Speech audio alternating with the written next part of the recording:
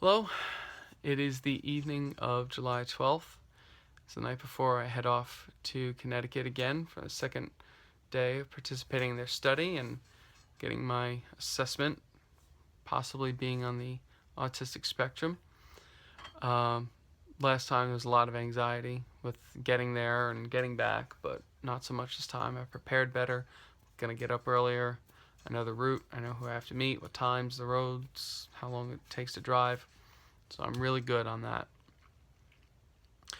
Uh, the past 5 days have been filled with a lot of thinking and overthinking, realizing I might have filled out some of the questions wrong, trying to figure out if I've answered things properly, but all that's correctable.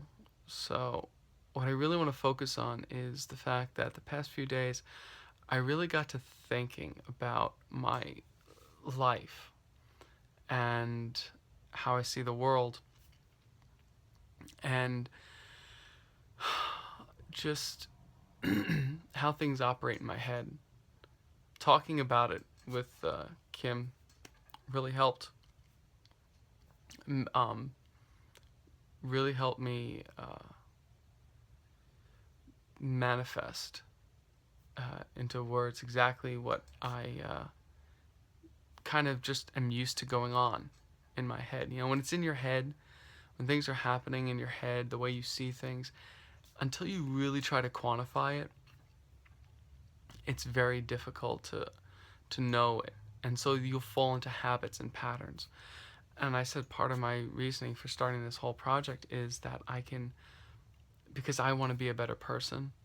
And I know I've heard a lot of high functioning autistic people say the same thing. And I'm hoping that with all the compensatory tools that I've developed over my life, all the effort I've put in with my intellect to combat some of the negative effects of the way I think, to change myself to be more flexible, to be more open minded, to be more accepting of other ideas, even if I can't empathize with them. I'm working on it. I still am going to be working on it probably the rest of my life. Things that come naturally to a lot of people, whether I'm diagnosed autistic or not, I just know are hard for me. Like I said in my last video, it's like being in an RPG and guessing what the best responses will be all the time.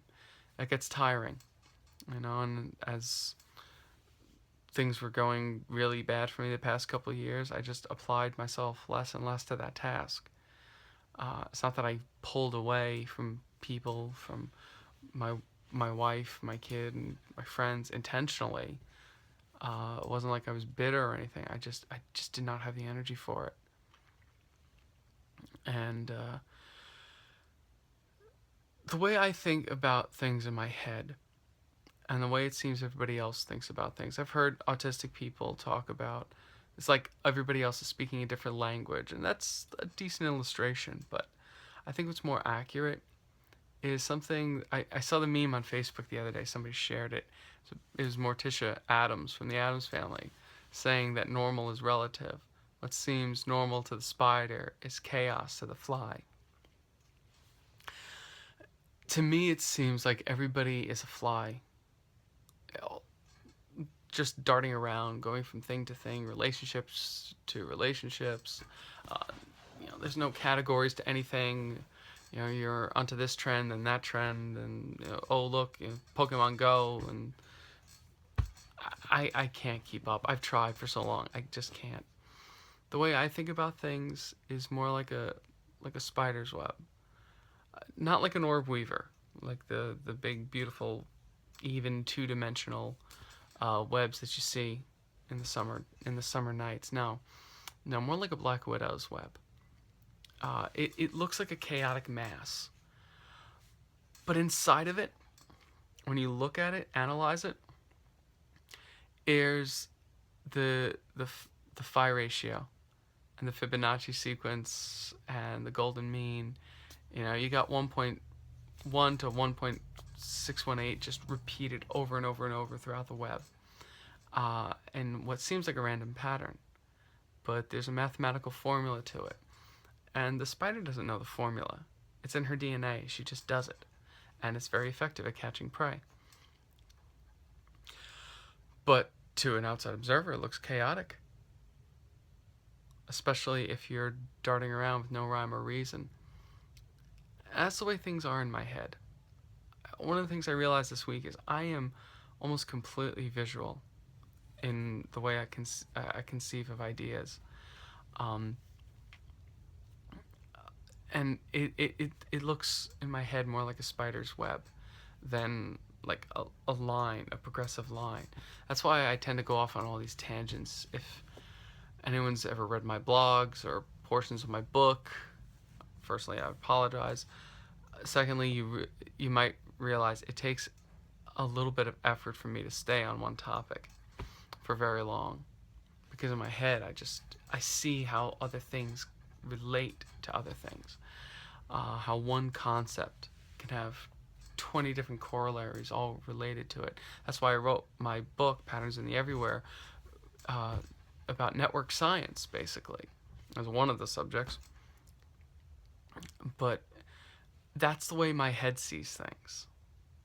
And it's a visual map. And it wasn't until really talking about it that I realized how my brain really works in comparison to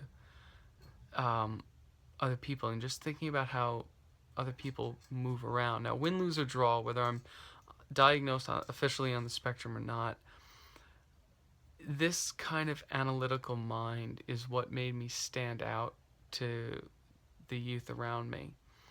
And emotional fragility of going into middle school, which is not easy for anyone, but all the changes, the having to adapt so quickly. Another thing is, somebody had asked me about my executive function, which is how you assign tasks in terms of priority and how to do things.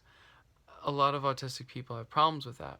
Now, I thought I was okay because I'm very organized. I love to organize stuff. Some people walk into a room that's just filled with junk, and it's like somebody says, okay, fix this room up.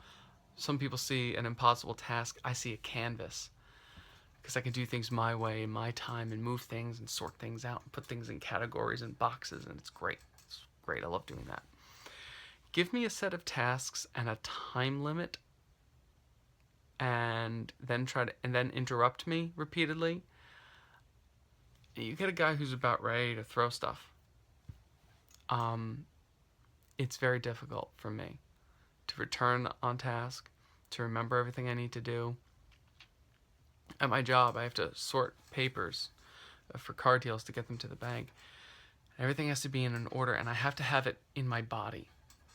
Pick up this contract, put this form down, check, and something's missing.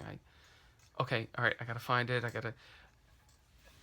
But I will oftentimes put the wrong priorities first, or I'll have to just ask my manager. And I've been working there for over a year. I have to say, okay, what do I need to do first?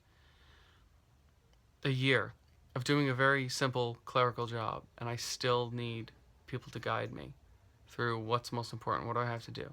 It doesn't help that I'm oftentimes expected to do everything at once, or so it seems. Or anyway, but this whole experience so far, after just one day and a few days to overthink about it, has given me so much to think on and helped me so much with putting things in perspective.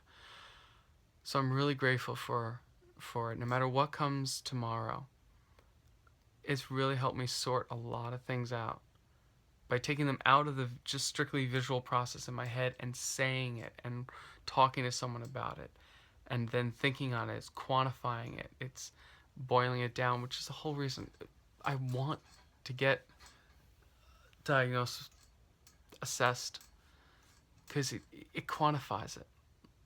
According to the Hindus, that when you give God a name, you solidify an aspect of God, and you can't have the whole in just the image. So they say, okay, you're on the spectrum, you have autism, and I go, okay, this is my thing. I got the thing. I'm gonna fix this thing. Not that I could change being autistic, but I know what to do with it. I know what to do around it. I don't want to sit on my ass and say, "Well, I can't lift that thing. I'm autistic." I want to do better. I still want to do better, and I want to help other people do better. But that's still the goal, no matter what comes of it. Oh, they say, I'm not autistic, but I'm a sociopath with delusions of grandeur. Okay, great. When do the meetings start? I want to get around it. I want to help other people get around it, and make something of it. There's gifts in it. Whether you have autism or something else, there's gifts in it. There's gifts for the way you think. The way Einstein thought put him out of society's realm for years, until he found a way to take his gifts for imagination, for visualization. And he taught mankind how to discern the secrets of the universe. Newton, same thing. Tesla, same thing. And there's something all three of those guys have in common. Autism, by the way, is the answer. Anyhow, going to bed, still a little wound up, so hopefully I can get enough sleep. I wanted to express my gratitude directly to Kathy Harvey and Mike and the whole family. They're absolutely amazing people, raising two autistic boys right now. But Kathy has been incredibly helpful. She's made calls for me. She helped me get into the study in the first place. She's tapped her connections to help me find the answers, and I'm incredibly grateful to you, Kathy, so thank you.